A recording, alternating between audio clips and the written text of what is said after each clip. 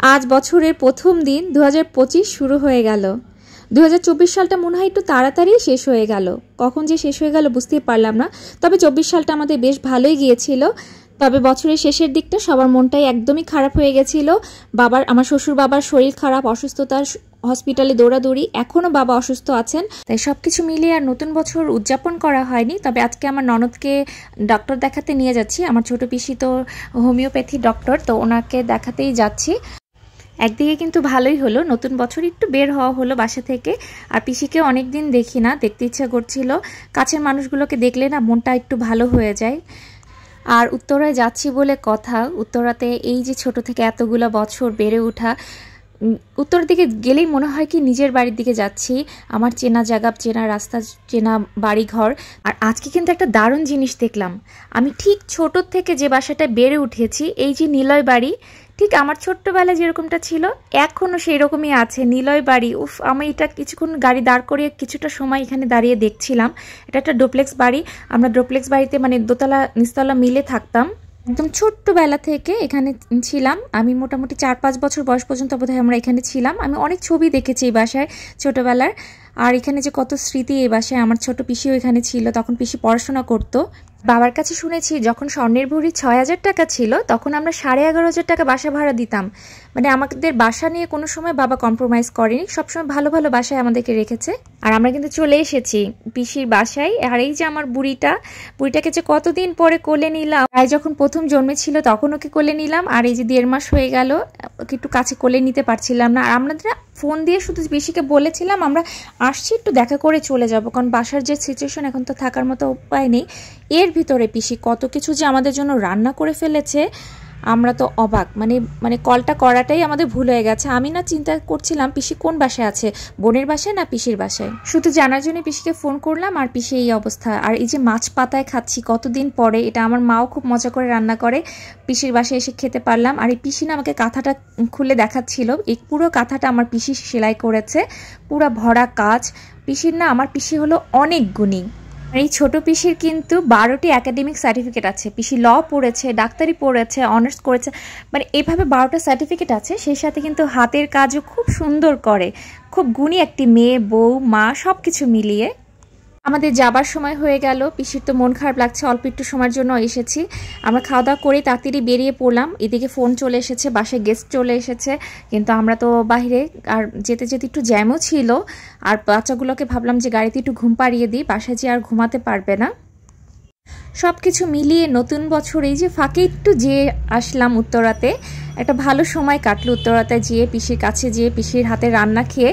নতুন বছরটা মনে হলো, প্রথম ভেবেছিলাম নতুন বছরটা খুবই সাদামাটা শুরু হবে, অল্প হলেও ভালো সময় কাটালাম নতুন বছরে। সেই সাথে আমার ননদিদিকেও ঘুরিয়ে নিয়ে আসতে পারলাম পিসির বাসায়। আর আমার বাসায় কিন্তু গেস্ট এসেছে, আমার হাজবেন্ডের পিসি, ওর ছোট পিসির ছেলে, মেয়ে, মেয়ের জামাই, নাতনি সবাই এসেছে। তাড়াতাড়ি বাসায় এসে ওদেরকে কোনো রকম একটু চা কফি বানিয়ে নিলাম। কারণ আমরা বাসায় ছিলাম না, মনি দিদি কতটুকু পেরেছে, কারণ আমাদের এখন বাসায় অনেকগুলো সদস্য আছি। তো এই হলো পরের দিন বাবা না বেশ একটু ভালো আছে, উঠে বসেছে, নিজে নিজে বসে গীতা পাঠ করছেন। আমরা তো একটু প্রাণ ফিরে পেলাম। মানে সবাই যে টেনশনে ছিলাম, বাবার যে শরীরে কন্ডিশন ছিল, সবাই টেনশনে ছিলাম কি হতে চলেছে।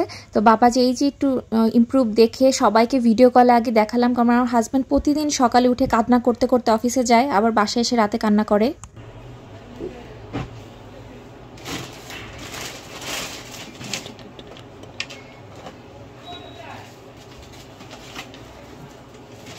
যথাগিরি কাহিরা জীবদশরথ ধৃষ্টকেতু জগিদান কাশীরথ বীর্যবান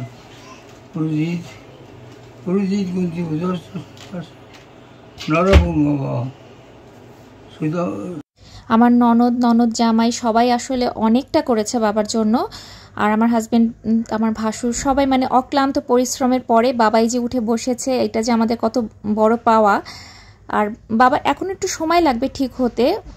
বাবা কিন্তু পুরো একটা অধ্যায় আমাদেরকে সুন্দর করে পড়ে পড়ে শোনালো, সাংস্কৃতিক ভাষায়ও পড়েছে। তো আমরা বলছিলাম বাবার চুলটা একটু কাটা দরকার, নারুবেল করে দিব, চুলটা বড় হয়ে যাচ্ছে। বাবা বেশিরভাগ সময় চুল ফেলে দেয়, চুল রাখে না, নারুবেল হয়ে থাকে। ভাবছি আগামীকাল বাবাকে একদম দাড়ি চুল ফেলে সুন্দর করে ক্লিন করে দেওয়া হবে। ভালো আছে। ভালো আছে, দাদান ভালো আছে। দাদান কি খেয়েছে জিজ্ঞেস করো।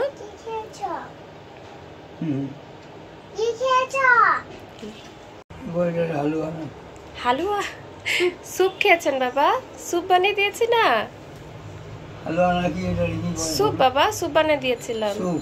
হ্যাঁ স্যুপ স্যুপ। চিকেন খায় না, আমরা তো চিকেন স্যুপই কিছু করার নেই বলো, চিকেন ছাড়া তো স্যুপ করা যায় না, বাপের ভাগিদার আমরা। না এই চিকেন না, ভুট্টা গুলি আর ভুট্টা ওই হালকা চিকেন ফ্লেভারটা দাও থাকে ফ্লেভার। এখন খাওয়ানো উচিত তো, তাই না? আজকে আমাদের যে কি ভালো লাগছে, বাবা উঠে নিজে নিজে বসতে পারছে। আর এই কদিন যে কি অবস্থা ছিল, বাবা বসা নাই, সবাই ধরে টুরে একদম। এখনো বাবা নিজে উঠে বসলো না। তবে চিন্তার বিষয় হলো বাবার হাত পায়ের জলটা কমছে না, এরকম জল হাত পা ফুলে আছে।